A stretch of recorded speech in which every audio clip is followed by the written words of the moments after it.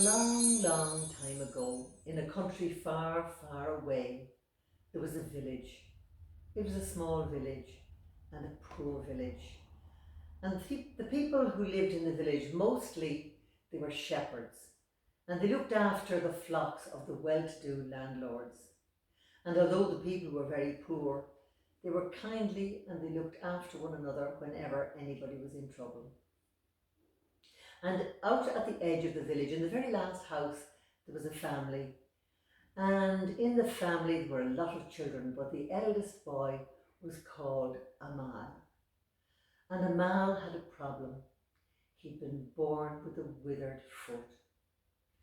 So he wasn't able to play, he wasn't able to run, he wasn't able to jump.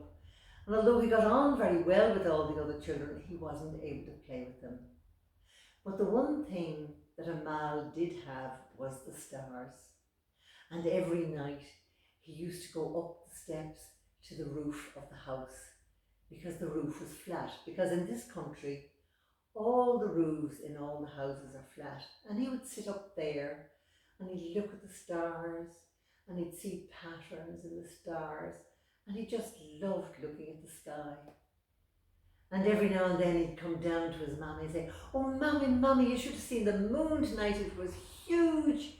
And she'd say, "Yes, that sounds lovely, Amal. Yes, indeed." Another time he'd come down and say, Mammy, I saw shooting stars." And she'd say, "Yes, Amal, that's lovely."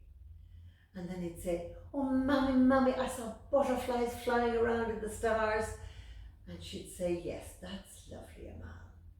So it wasn't too surprising when he came down and said, "Oh, mammy, I saw a new star in the sky. It's bright and shiny and it's coming towards us." And she said, "Yes, Amal, that's lovely." But he watched the star and it did come closer and closer.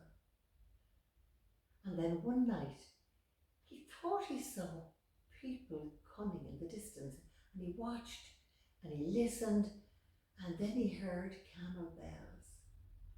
And he went downstairs and he said, Mammy, there's strangers coming. I can see them." And she said, "Oh, they're not strangers. They're the landowners, and the landowners only ever come for one thing, and that's to complain."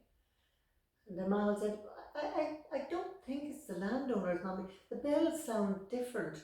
I think it's strangers." "Oh, don't be afraid, it'll be landowners, and they'll be coming at us, and they'll be complaining, and they'll be giving out. I tell you what we do.